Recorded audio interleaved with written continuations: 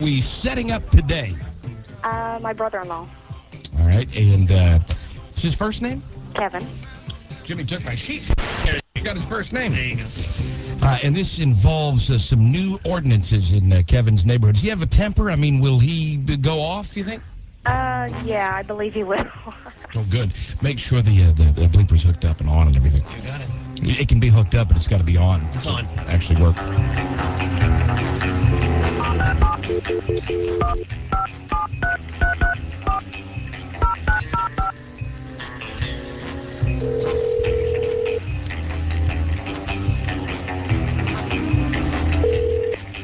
Capria Healthcare, this is Lewis. I need to speak to Mr. Armstrong, please. Kevin Armstrong. All right, hold on just a second, okay? Okay, hold on just a minute.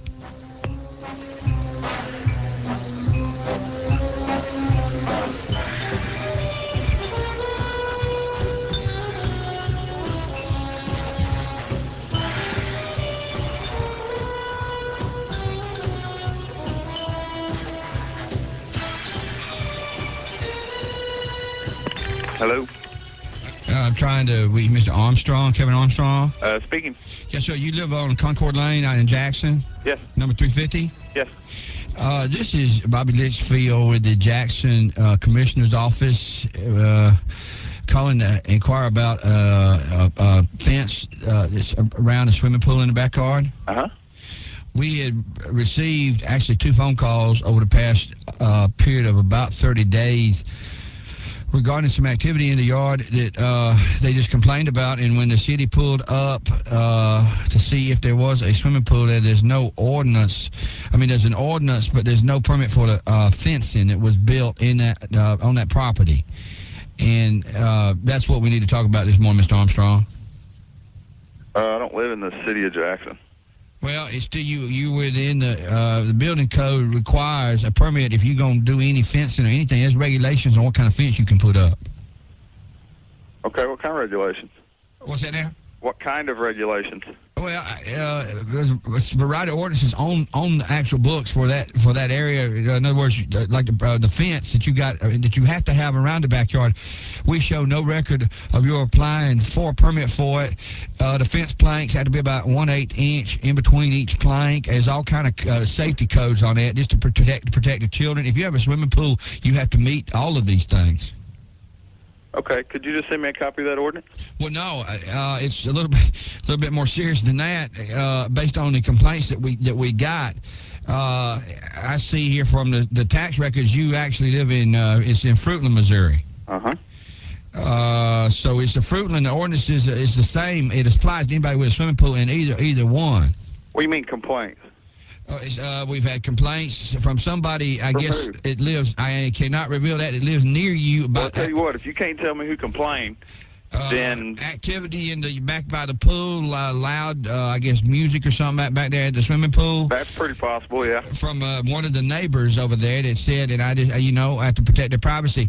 That fence, the gate, the lock has to be so many inches off the ground. You're going to have to take that fence down now and apply for a permit. Okay. And then we're going to levy a fine, the Fruitland City Ordinance violation. The fine is going to have to be assessed against you for putting that up without a permit. Okay. The complainant is, I'm going to tell you this now, man to man, but it's off the record. The complainant, the name on the report is Sam. You know what I'm talking about? Nope.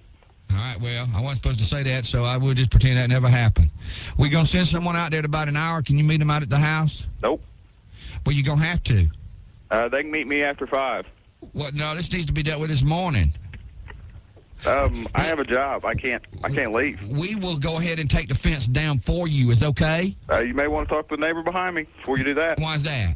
Because it's half his fence, too. Well, we'll just take your part down. Is there anybody there that can help me? Nope. Is the wife or nobody can help me? No, but while you're digging up, won't you dig all that concrete up, too? Now, you don't have to be a smarty about this now. Because there's about 2 foot of concrete in each post, Well, so you got a hot day ahead of you. Well, there's going to be about a $500 fine for you putting it up without getting a permit, and not only that, there will be a labor charge for having to take that fence down. I guess just send me the bill. Well, I'll send you the bill, but I need some help taking the fence down. Well, I guess you better go hire somebody. I don't appreciate your attitude now. I really don't.